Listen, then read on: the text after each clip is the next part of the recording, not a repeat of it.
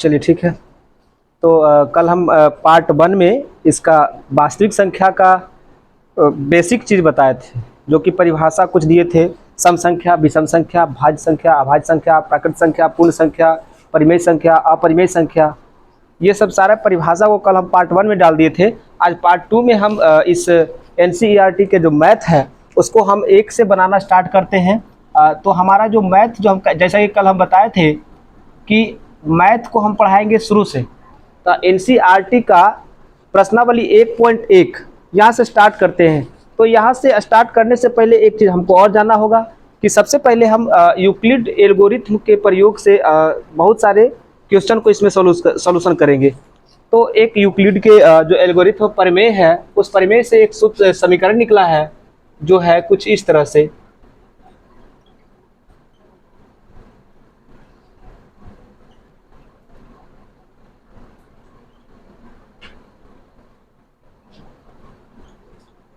इस समीकरण है, इस समीकरण पर सारा क्वेश्चन को आज सॉल्यूशन करेंगे हम लोग। तो सबसे पहले प्रश्नावली एक का जो प्रश्न है 135 और 225, इसका HCF निकालना है। यूक्लिड एल्गोरिथम का प्रयोग से HCF ज्ञात करना है। तो हम इसको सीखेंगे यूक्लिड एल्गोरिथम के प्रयोग से HCF। ये जो है हम लोग इससे सीखेंगे। इस समीकरण को अपनाते हुए पूरे क्वेश्चन को सॉल्यूशन करेंगे। यहाँ पे हम लोग HCF निकालने के लिए सबसे पहला प्रश्न है तथा निम्नलिखित संख्याओं का HCF ज्ञात करने के लिए यूक्लिड विभाजन एल्गोरिथम का प्रयोग कीजिए। 135 और 225, 135 और 225 इसका HCF निकालना है ना।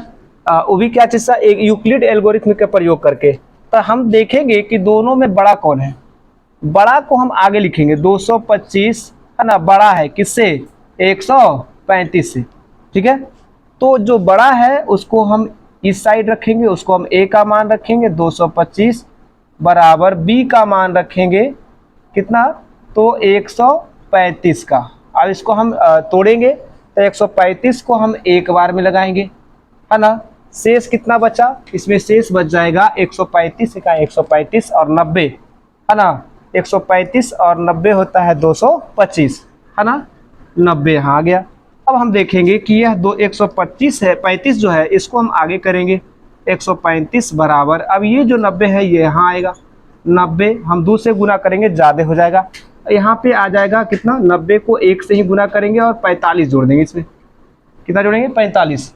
अब जब 45 जोड़ेंगे तो ये जो है 90, अब फिर इसको हम आगे करेंगे, यानी कि 90 बराबर 45 गुने 2 प्लस 0।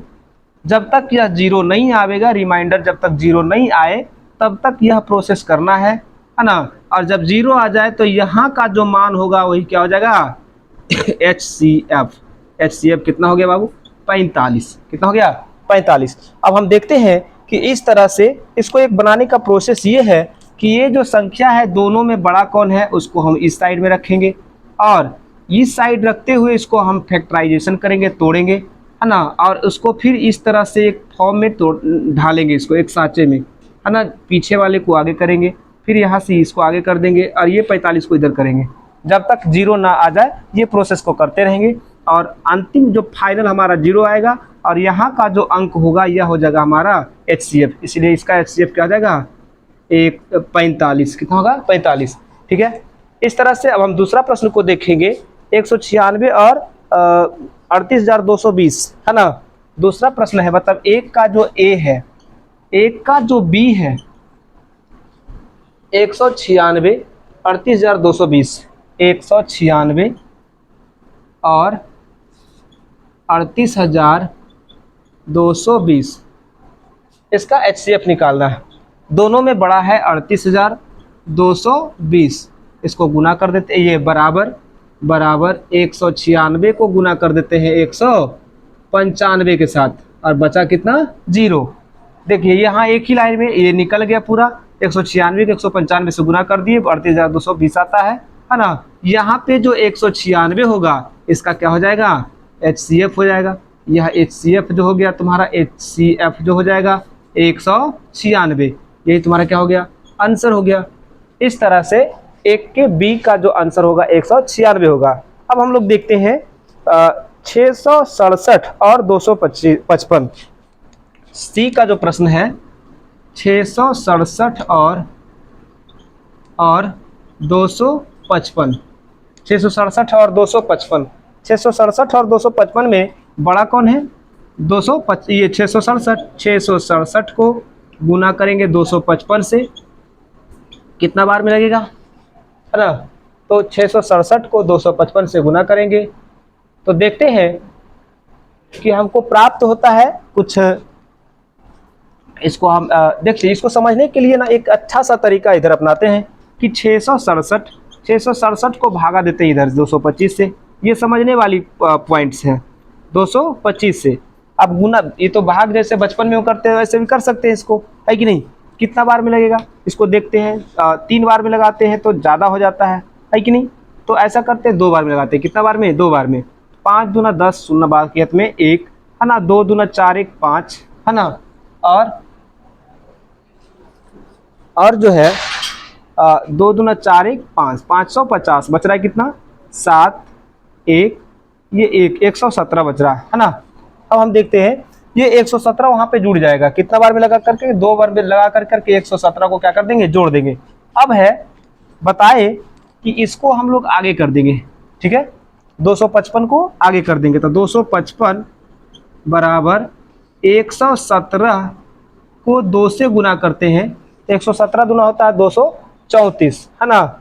234 बचा कितना इसमें, बचा इसमें 234, 255 में घटा लेते हैं, 234 को 255 में घटा लेते हैं तो आता है कितना, कौन सा, इधर, अरे 225 लिख दिए, ओ मिस्टेक हो गया, हाँ 255 है, गलती हो गया यहाँ पे, ठीक है ना, यहाँ पे गलती हो गया। एक्चुअली बात ये है कि यहाँ पे 255 था तो 255 से हम लोग लगाएंगे ना, तो कितना हो जाएगा, 255 से लगाएंगे दो, इसको यहाँ पे 55 करना होगा, ठीक है। यहाँ हो जाएगा कितना, 10 0, बच्चा 1, 5 में 10, 1 11, है कि नहीं, और 2 2 4 1 5, 510 हो रहा है ना। यहाँ पे ध्यान देना, ये 7 हो जाएगा, ये यहाँ पे 5 हो जाएगा, यहाँ 1, कितना बचा, 157, है ना। कौन फोन कर रहा है ना, 157 बचा, कितना बचा, 157, 2 बार में लगेगा। इधर इधर बनाना पड़ेगा, इसको ठीक से करना पड़ेगा, ठीक है ना। 255, ये 257 बच्चा कितना, 157 यहाँ पर करेंगे। अब ये जो 255 है इसको यहाँ करेंगे, 157 को हम 1 से गुना करेंगे, बचा कितना इधर इसमें, है ना। तो यहाँ पे 15, यहाँ 8 बचा, है ना। और ये कितना आएगा, तो ये 4, 14 में 5 जाएगा, कितना बचेगा, 9, ठीक है। और यहाँ कितना है, 1, मतलब 98 बचा। अब ये 157 का यहाँ रखेंगे, 98 को हम 2 से गुना कर देंगे, कितना से, 2 से। तो 98 को अगर हम 2 से गुना करते हैं ज़्यादा हो जाता है ना। एक बार में ही लगाएंगे, एक बार में लगाएंगे, बचेगा कितना, बचेगा वो उसमें जोड़ देंगे, ठीक है। तो 98 को एक बार में लगाएंगे 9, है ना, 9 8 17 9, ठीक है। यहाँ पे 14 में से 9 गया, कितना बचा, 5, है ना। अब यहाँ पे इसको हम ले आएंगे आगे, 98 बराबर 59 गुना 1 प्लस कितना आ जाएगा इसमें, है ना। तो यहाँ पे 18 2, ठीक है। यहाँ पे बचा 8 32, यहाँ पे 59 आ जाएगा, 32 गुना 2, 32 गुना 64 ज़्यादा हो रहा है, एक ही बार में लगाएंगे, प्लस इसमें कितना बच रहा है ना। तो यहाँ बच रहा है कितना, 7, है ना, और इधर 2, है ना। अब इसको हम आगे कर देंगे, इधर नीचे कट रहा है क्या, नीचे कट रहा है, अच्छा ठीक है, देख लेंगे इसको, है ना। तो इसको हम इस तरह से आगे करेंगे तो आ रहा है इधर, चलो यहाँ पे आते हैं, है ना। ये तो HCF आ ही गया 45, इसका तो यही है ना। ये 59 को हम देखते हैं कितना आया था, 32। अब ये 32 को हम जब आगे करते हैं 32 को जब हम आगे करते हैं तो आता है 27 गुना 1 प्लस कितना रहा है 5, कितना रहा 5, ठीक है। अब ये 27 को हम आगे करते हैं तो करते हैं 5 गुने 5 प्लस 2। अब ये 5 को आगे करते हैं तो 2 गुने 2 प्लस 1। अब 2 को आगे करते हैं तो हो रहा है 1 गुने 2 प्लस 0। HCF कितना आ रहा है बुआ? HCF आ रहा है 1। यहाँ पर वाली संख्या क्या होता है? HCF आ रहा है 1। अतः इसका HCF कितना होगा? 1 होगा, ठीक है। अभी देखते हैं इसका दूसरा जो प्रश्न है, इसको आप लोग देख लीजिए। दूसरा हम बताने वाले अभी तुरंत। देखिए दूसरा नंबर जो प्रश्न है बहुत ही आसान है, जो कि प्रश्न तुम्हारा है कि दर्शाइए कि कोई भी धनात्मक विषम पूर्णांक है कि नहीं। अब धनात्मक संख्या तो आप लोग को हम कल भी बताए थे, है कि नहीं। तो धनात्मक विषम पूर्णांक के लिए देखिए विषम संख्या कल का पार्ट्स में हम डाल दिए थे कि विषम संख्या होता क्या है कि नहीं। और जिसको समझ में नहीं आता है वो पूरा का पूरा कल का वीडियो आप लोग देखिए पार्ट 1 में, उसमें हम सब A to Z फॉर्मूला और परिभाषा टोटल उसमें हम डाल दिए कि विषम संख्या क्या है। हालांकि हमें अभी भी रिवीजन कर देते हैं कि विषम संख्या वे होते हैं जो 2 से पूर्णतः विभाजित हो जाए, है कि नहीं। जो 2 से पूर्णतः विभाजित ना हो उसे क्या कहते हैं? विषम संख्या कहते हैं। और जो 2 से पूर्णतः विभाजित हो जाए उसको क्या कहते हैं? उसको सम संख्या कहते हैं, है कि नहीं। तो जो 2 से पूर्णतः विभाजित हो उसे सम संख्या कहते हैं। और यहाँ कहता है कि कोई भी विषम पूर्णांक, है ना, यहाँ पे क्या कर रहा है? कोई भी विषम पूर्णांक जो 6q + 1 के रूप में हो जाए, है ना, 6q + 1 के रूप में हो जाए, या 6q + 3 के रूप में हो जाए, या 6q + 5 के रूप में हो जाए, ऐसा दर्शाने के लिए कहता है। और थोड़ा सा और बात इसमें बताता है कि जहां पे q जो है ना, जहां q एक पूर्णांक है, एक क्या है? पूर्णांक है। ये हमारा प्रश्न है, ठीक है, पूर्णांक है। जहां q हमारा क्या है बाबू? पूर्णांक है। तो ये हम देखते हैं कि कोई भी धनात्मक विषम पूर्णांक इस फॉर्म में रहता है, 6q + 1 के रूप में हो, या 6q + 3 के रूप में हो, या 6q + 5 के रूप में हो। ऐसा ही फॉर्म में टूटता है कोई भी विषम पूर्णांक को हम तोड़ते हैं तो, जहां पे q का जो मान होता है या तो कोई भी संख्या हो सकता है, q एक पूर्णांक संख्या हो सकता है, कोई भी संख्या हो सकता है। जिस विषम पूर्णांक को जब हम तोड़ेंगे तो इस रूप में टूट सकता है। तो एग्जाम्पल के लिए कोई भी विषम संख्या आप उठाइए जो 2 से पूर्णतः विभाजित न हो, तो 2 से पूर्णतः विभाजित न होने वाला आप एग्जाम्पल में कुछ भी ले सकते हैं इसको बनाने के लिए, है ना। तो इसको हम सॉल्यूशन ऐसे करेंगे कि विषम संख्या मान लीजिए कि कुछ भी आप ले लीजिए। चलिए हम लेते हैं 111। कितना लेते हैं? 111। आपको पता है कि 2 से विभाज्यता के नियम में यह भी बताया गया है कि वे संख्या जिनके इकाई स्थान पर 0, 2, 4, 6 या 8 हो, वह संख्या 2 से पूरा कटेगा, अन्यथा वह संख्या 2 से पूरा नहीं कटेगा, है कि नहीं। हम ये चीज को देखते हैं कि इसके इकाई स्थान पर 1 है, अतः यह विषम संख्या है कि नहीं। इकाई स्थान पर कितना है? 1 है, अतः यह संख्या 2 से पूरा तो कटेगा नहीं। हम लोग ऑलरेडी पहचान गए कि यह संख्या क्या है? विषम संख्या। तो इसको हम लोग तोड़ते हैं तो देखिए 6q + 1 के रूप में टूटता है। किसके रूप में टूटता है? 6q + 1 के रूप में टूटता है। अब इसको हम कैसे देखते हैं, इसको हम दर्शाने के लिए बोलता है तो दर्शाते हैं। 2-4 उदाहरण लेकर के हम दर्शा देंगे, है कि नहीं। तो इसके लिए देखते हैं कि 6 को कितना से लगाएंगे, तो 6 को 111 बार में लगाएंगे। देखो तो यहाँ पे हो जाएगा 1, है ना, 51, है ना, 8 छक 48, 8 छक 48, मतलब 18 को 6 से गुना करते हैं तो कितना बचता है? एक ये यहाँ पे बचता है 1, 3, 48 और 3 51, है ना, 48 3 51। यहाँ पे हम यह देखते हैं कि यहाँ पे 6q + 1 के रूप में टूट रहा है ना। हमको जो प्रश्न कर रहा है कि यहाँ पे दिखाने के लिए कि 6q + 1 के रूप में है, तो देखिए q का मान यहाँ कितना आया? 18। q का मान कितना आया? 18। जहाँ पे q 18 जो है एक पूर्णांक संख्या है, 6q + 3 के रूप में टूटा। यह किसके रूप में टूटा? 6q + 3 के रूप में टूटा। कोई और ऐसा विषम संख्या उठाते हैं जो 6q + 1 के रूप में हो, तो चलिए उठाते हैं। इसके लिए एक छोटा सा उदाहरण लेते हैं 19 को। 19 एक विषम संख्या है जिसको हम तोड़ते हैं तो 6 को 3 से गुना करते हैं। 6 को 3 से गुना करते हैं तो कितना बच रहा है बुआ? 1 बच रहा है। देखिए 6q + 1 के रूप में टूटा, जहाँ पे q जो है एक पूर्णांक है 3, है ना। ये पूर्णांक कितना है? 3, है ना। ये जो टूटा हमारा 6q + कितना के रूप में टूटा? 1 के रूप में टूटा, है कि नहीं। चलिए एक कोई और पूर्णांक संख्या उठाते हैं, है ना। चलो जैसे उठाते हैं 51 जो है हमारा विषम संख्या है। तो इसको जब हम लेते हैं तो बताओ 6 को हम 8 से गुना करते हैं, बचता कितना 3। ये भी आया किसके रूप में, तो ये आया 6 प्लस 3 के रूप में, है कि नहीं। अभी हम दूसरा और लेते हैं 77 को लेते हैं।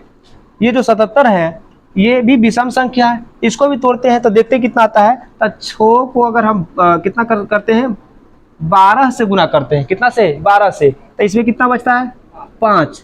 कितना बचता है 5। तो अतः यह जो है 8 और ये जो 12 यह q का मान है 6q प्लस 5। आप दुनिया का कोई भी विषम संख्या उठा लीजिए वह 6q plus 1, 6q plus 3, 6q plus 5 के रूप में ही टूटेगा। आप कोई भी संख्या आप उठा लीजिए तो वह इतना ही के रूप में टूटेगा, है ना। तो आप एक और बताइए कि अगर हम मान ले जाए विषम संख्या 3, 5, 7 को तोड़ेंगे तो 6q प्लस 1, 2 या 1, 3 या 5 के रूप में टूटेगा, ये आप बताइए, है ना।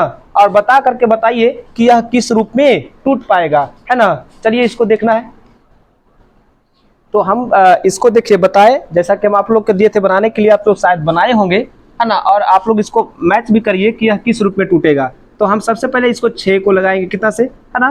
तो इसको लगाएंगे 6, 5, 30, 57 हो जाएगा, है ना। 9 बार में लगा देंगे, कितना बचा कितना 3, कितना बचा 3 बचा। देखिए ये जो आया 6q प्लस 3 के रूप में आया, किसके रूप में आया। हम अभी आप लोग से पूछे भी थे कि यह किस फॉर्म में टूटेगा, इसको बताना था। तो आप लोग शायद बनाए होंगे, सही बनाए होंगे कि यह 6q प्लस 3 के रूप में टूटा, है ना। तो इस तरह से हम लोग दर्शा सकते हैं कि इसको कैसे बनाना है कि नहीं। चलिए हम अब नेक्स्ट चलते हैं अगला क्वेश्चन की ओर। चलिए अब ये जो प्रश्न है आपके एनसीईआरटी का प्रश्नावली 1.1 का जो तीसरा प्रश्न है, कहता है कि किसी परेड में 616 सदस्य वाली एक सेना को हम कहते हैं आर्मी, क्या कहते हैं इसको आर्मी, है ना। तो कहता है 616 सदस्यों वाली एक सेना की टुकड़ी को 32 सदस्य वाले एक आर्मी बैंड के पीछे मार्च करना है ना। आर्मी बैंड जो होता है ना, मतलब सेना के साथ में जो बैंड होता है एक बजाते हुए चलता है और उसके पीछे, है ना, ढेर सारा सेना इस तरह से कुछ, है ना, मार्च करते हुए निकलता है, ठीक है। तो इसको मार्च करना है, दोनों समूहों को एक समान संख्या वाले, है ना, एक संख्या वाले स्तंभों में मार्च करना है। उन स्तंभों की अधिकतम संख्या क्या होगी, है ना, जिसमें वे मार्च कर सकते हैं। मतलब वहां पे वह कितना अधिकतम से अधिकतम संख्या होगा जिसमें वह मार्च कर सकते हैं, है कि नहीं। तो यहाँ पे हम लोग ये देख रहे हैं कि कुल सेनों की संख्या कितनी है, मतलब कुल आर्मी की जो संख्या है, कुल सदस्य जो हैं, तो कुल जो सदस्य है, कुल सदस्य तुम्हारा है कुल सदस्य 616 है ना, कितना है 616, है कि नहीं। और जो टुकड़ी बनाया है ना, आर्मी का जो टुकड़ी है वह 32 सदस्य का, कितने सदस्य का 32 सदस्य का, ठीक है ना। ये 32 सदस्य का टुकड़ा में बांटना है, तो ऐसा करना है कि मतलब कितना कितना हम टुकड़ी ले कि यह बराबर बराबर दोनों में बट जाए, है कि नहीं। तो एक काम करते हैं कि दोनों का HCF निकाल देते हैं। क्या निकालते हैं HCF निकालने के लिए 616 को, है ना, इधर रखेंगे और 32 को हम इधर गुना करेंगे। 32 को कितना बार में गुना करना होगा, तो 32 को 8 बार में गुना करना होगा। और कितना जुटेगा इसमें, 32 को नहीं 8 बार में नहीं गुना करना होगा, इस 32 को गुना करना होगा, देख लेते हैं, है ना। इसको गुना करके लगाना होगा, तो ध्यान देंगे इसमें 616 को 32 से लगा करके बताना होगा, ठीक है। 19 बार में लगा करके चेक कर लेते हैं इसको, ठीक है ना। यहाँ 32 बार में लगाएंगे तो एक बार में लगेगा, कितना हो जाएगा 32 दूना 64 ज़्यादा हो जाएगा, है कि नहीं। यहाँ हो जाएगा 9, है ना, और इतना यहाँ पे कितना हो जाएगा 2, 29, यहाँ 6 यहाँ उतरेगा, कितना बार में लगेगा? 9 बार में लगेगा। 9 बार में लगाते हैं, 9 दूनी 18 के 8 बाकियत में 1 और 9 तिया 27 1 28, हाँ सही है ना। यहाँ 19 बार में लगेगा, कितना बार में? 19 बार में। अब बचता है कितना? 8 बचता है, ठीक है। अब ये हम 32 को आगे करते हैं तो आता है 8 गुने 4 प्लस 0, ठीक है ना। अब यहाँ पे हमारा HCF तैयार है, कितना आया? 8 आया, है कि नहीं। तो अब जो है HCF आया 8, तो यहाँ जो आंसर होगा कहता है कि कितने, है ना, मतलब उसके बैंड के पीछे कितने को हम खड़ा करें, कितने के समूह में समान संख्या से बांटेंगे, तो वह संख्या होगा 8। संख्या कितना होगा? यानी 8 स्तंभ। कितना स्तंभ बाबू? 8 स्तंभ में बांटेंगे, ठीक है। समझ आया कि नहीं? इसको आप लोग नोट कर लीजिए, ठीक है। इसको नोट कर करके और फिर हम अगला बताएंगे। चलिए अब हम ये देखिए, चौथा नंबर प्रश्न हम आ गए, है कि नहीं। कहता यूक्लिड विभाजन प्रमेयिका का प्रयोग करके दर्शाइए कि किसी धनात्मक पूर्णांक का वर्ग किसी पूर्णांक m के लिए, है ना, किसके लिए? m के लिए, है ना, 3m या 3m + 1 के रूप में होता है ना। मतलब कोई भी धनात्मक संख्या का जो वर्ग होता है ना, वह 3m के रूप में होता है या 3m + 1 के रूप में होता है कि नहीं। आप लोग चेक कर सकते हैं इसको, ठीक है ना, कि कोई भी धनात्मक संख्या का जो वर्ग होता है ना, कोई भी धनात्मक संख्या का जो वर्ग होता है वह 3m + 1 के रूप में होता है या 3m के रूप में होता है कि नहीं। कोई भी संख्या का जो, जैसे कोई भी धनात्मक संख्या जो होता है उसका वर्ग 3m + 1 के रूप में होता है या 3m के रूप में होता है। हम इसको चेक करने के लिए चेक करते हैं इसको। तो कोई भी धनात्मक संख्या, है ना, जिसका वर्ग, ठीक है। तो चलिए धनात्मक संख्या जिसका वर्ग, है ना, क्या लेते हैं कि कोई संख्या लेते हैं, जैसे कोई भी धनात्मक संख्या जिसका वर्ग, जैसे मान लें कि लेते हैं कोई भी संख्या, जैसे 1 लेते हैं, तो 1 का वर्ग कितना होता है? 1 का स्क्वायर, है ना। 1 का वर्ग नहीं 1 का स्क्वायर, है कि नहीं। तो 1 का स्क्वायर होता है 1 का स्क्वायर क्या होता है? 1, है ना। 1 का स्क्वायर 1। 2 का वर्ग लेते हैं, 2 का वर्ग कितना होता है? 2 दूना 4, है कि नहीं। 3 का वर्ग लेते हैं, 3 तिया 9। 4 का वर्ग लेते हैं, 4 चौका 16। 5 का वर्ग लेते हैं, 5 पचे 25। 6 का वर्ग लेते हैं, 6 छक 36, है ना। इस तरह से हम कोई भी और भी हम ले सकते हैं, ठीक है ना। तो ये जो होता है या तो 3m के रूप में होता है कि नहीं, या 3m + 1 के रूप में होता है, या तो 3m के रूप में होता है या तो 3m + 1 के रूप में होता है कि नहीं। इस तरह से किसी भी संख्या को हम लेते हैं जिसका वर्ग 3m या 3m + 1 के रूप में होता है ना, जहाँ m एक धनात्मक पूर्णांक है। तो चलिए 1 का लेते हैं तो 3m, है ना, या 3m + 1। तो देखो जैसे 3m, तो m को जगह हम लेते हैं कितना? m को लेते हैं, अगर मान ले जाए इसको हम लेते हैं तो 3m, m का मतलब अगर हम लेते हैं कितना? 3, तो 1 यहाँ तो 1 हो जा रहा। तो ये तो संतुष्ट इसको नहीं कर पा रहा है कि नहीं, क्योंकि 3m के रूप में ले रहे हैं, है ना। तो इसका जो वर्ग हो रहा है ये 1 को संतुष्ट नहीं कर पा रहा है। 2 को हम देखते हैं, तो इसको देखते हैं 3m के जगह गुना 1, है ना। m का गुना कितना लीजिए? 1, है ना। ऐसे हम 3m के जगह अगर हम 0 लेते हैं तो +1 करते हैं तो हो जाता है 1, होता है कि नहीं। 3m + 1 के रूप में, जहाँ m का मान कितना हो रहा है? जहाँ m का मान हो रहा है 0, कितना हो रहा है? 0। ये धनात्मक ये पूर्णांक है, ठीक है ना।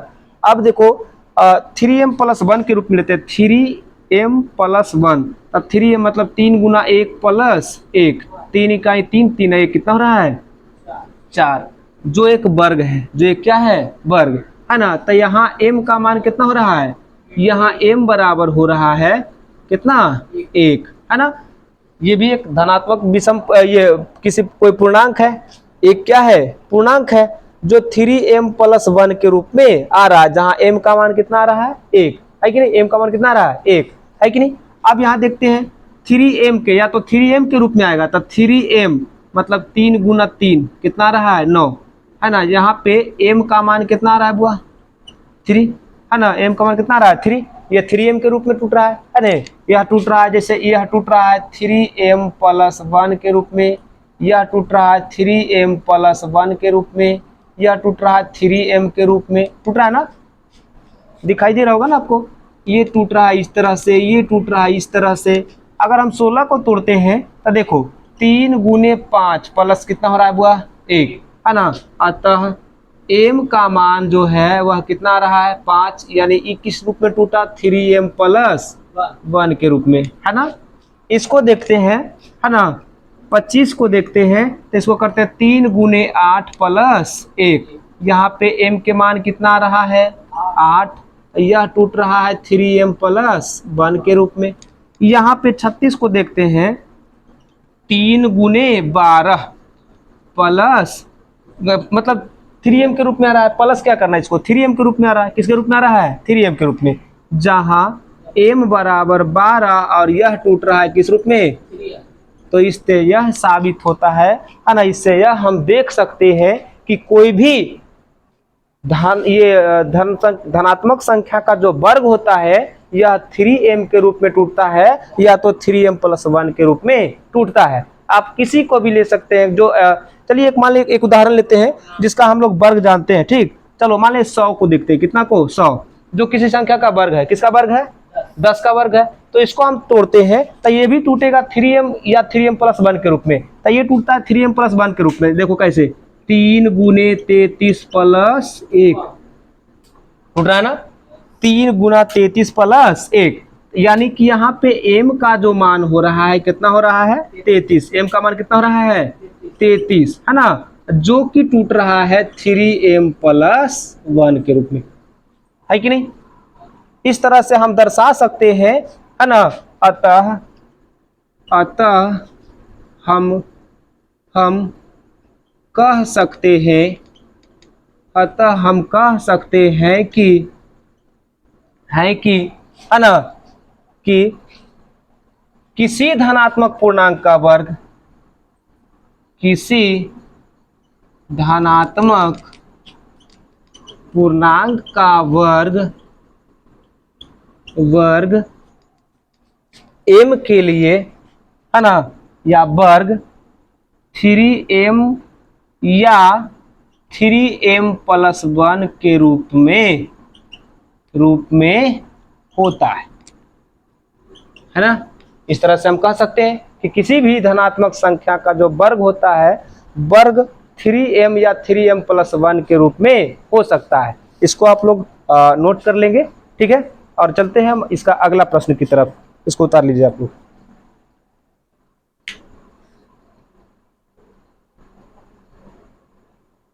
हो गया,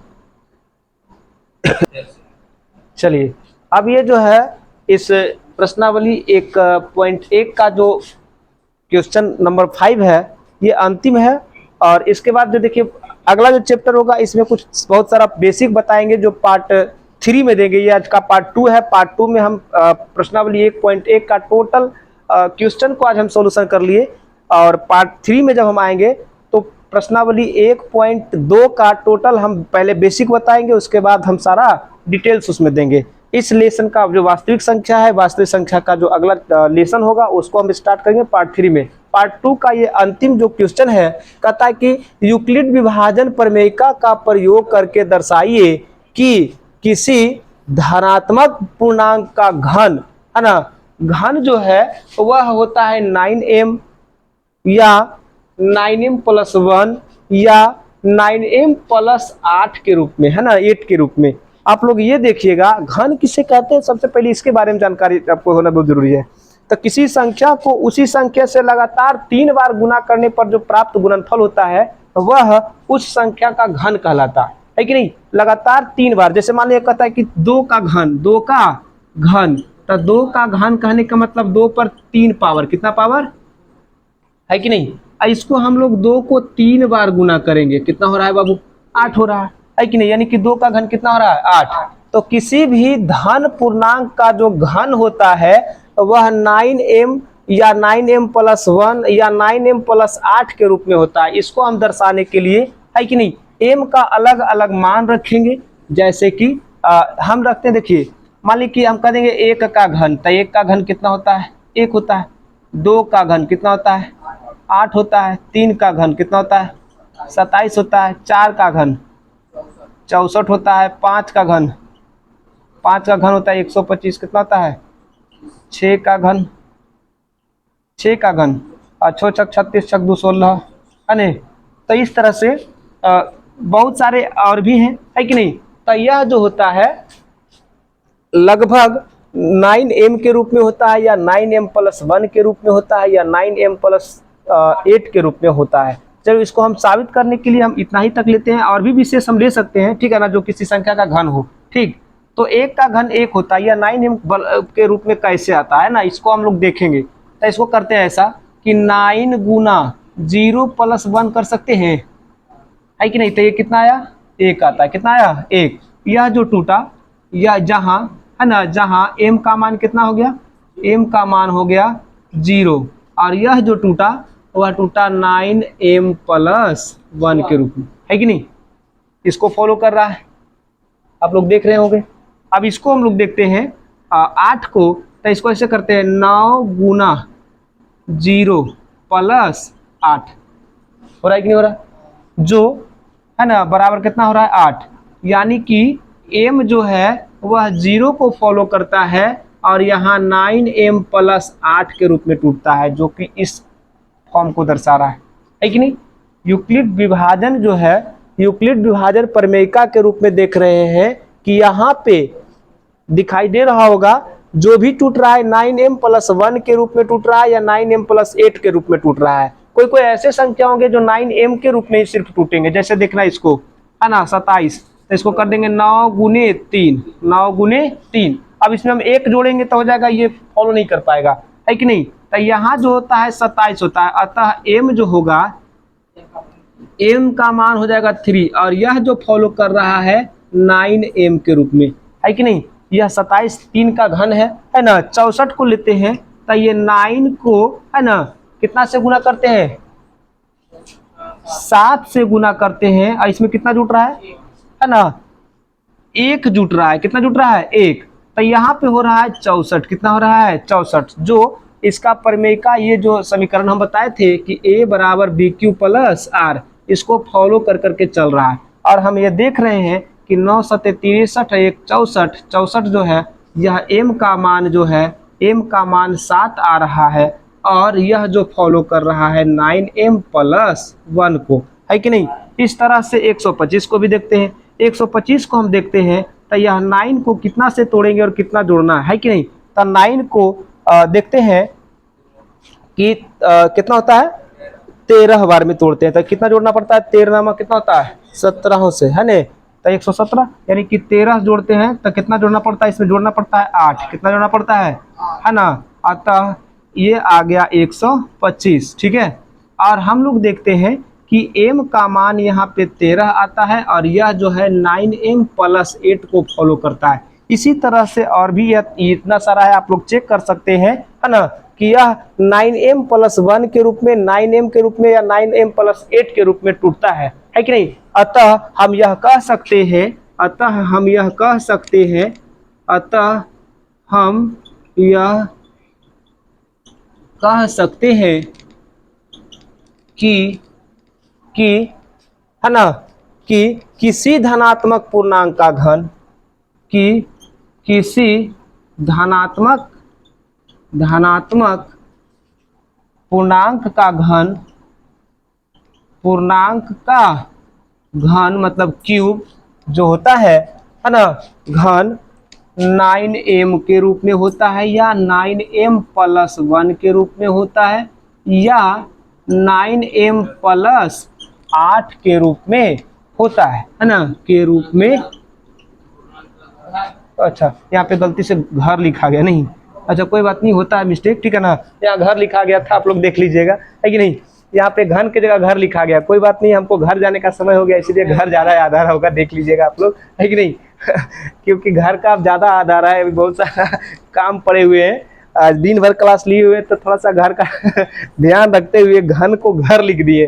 तो आप लोग थोड़ा देख लीजिएगा, ठीक है ना, रूप में होता है ना, यह हम दर्शा दिए, है ना। चलिए आज के लिए इतना ही काफ़ी है ना। आपका ये इतना सारा सहयोग और इतना सारा आप लोग थोड़ा सा इस बात को ध्यान दीजिएगा कि जो भी आप लोग मेरा वीडियो देखते हैं, मेरा चैनल को जरूर सब्सक्राइब कीजिए, है ना। और इसी तरह के हम हर एक क्वेश्चन को सॉल्यूशन करके आपके पास हम पेश होंगे। आज के लिए इतना ही काफ़ी।